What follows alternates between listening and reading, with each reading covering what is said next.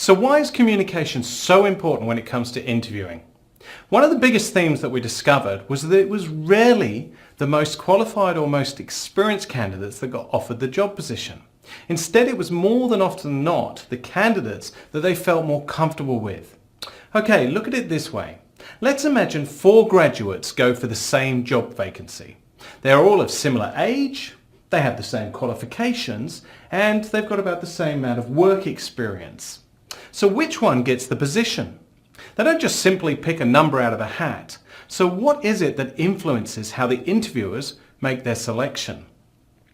Now, it was from the answers to this question that helped us to create the structure of this course so that we could achieve these same outcomes. When I asked the interviewers why they selected a particular candidate, they would respond with answers such as it was someone they felt who spoke their language, answered in a certain way that made sense to them, or they related to the candidate in some way or another, or felt that they would be a good fit for the position, the team, the clients, and the company, and so on. And these answers are related to the confidence that they had in the candidate, but the words they used were felt, make sense, related to, comfortable with, and so on. And this is the point that I'm trying to get across, because it had nothing to do really with their experience and their qualifications. Yes, these areas do count, but it's the softer opinions of someone, how they felt about the candidate, that more than often not meant they were offered the position. The one thing that you cannot change right now is both your qualifications or your experience. But what we can change is how you are perceived by the interviewers and how you connect during the interview.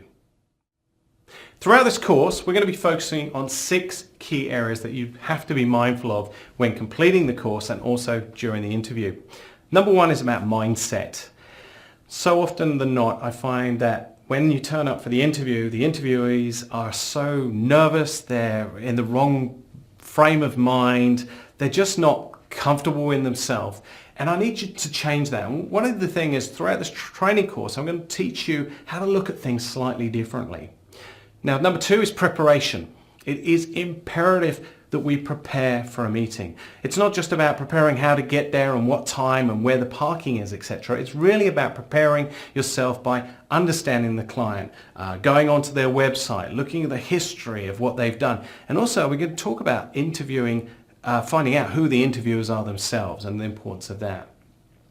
Selling yourself. I am dismayed when I sit on interview panels. This is your chance. This really is your chance to sell yourself. And often I say to people, hey, tell us, something positive about yourself. Tell us what you're good at. And they say, oh, I don't like to sell myself. Well, this is your chance. The interviewers want to hear this. They want to be sold to. They want to know that they've chosen the right person who will fit in and such like. So you need to sell yourself. So we're really going to focus on that as well. Filling the gap. Now, one of the key points and the ways I've helped people to do this is that I want to change your way of thinking about going for an interview. A lot of people say, oh, well, I need a job, or I want a promotion, or I want to work in this field. And I want you to look at it a different way. I want you to turn around and think, I'm going for a job with this company, but this company is advertising this position for one reason. They have a problem. For example, let's say they're advertising for a sales manager. Why are they advertising for a sales manager? Because they don't have one. They need somebody who's going to take over this problem they've got. Someone who can manage all the people, who can do the sales figures, reporting in the meetings. Yeah, makes sense. Now, guess what? You're the person who's going to fill that problem.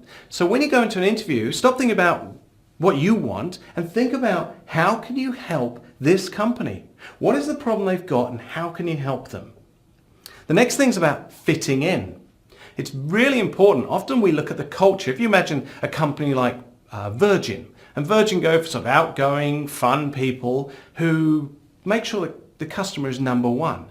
So how do you come across in that interview to say, hey, I'm an outgoing person and I'm really good at fitting in with the organization and their thoughts, etc. But also, you know what? Number one priority is the customer. Customer's always right, they get the best service, the best experience, etc.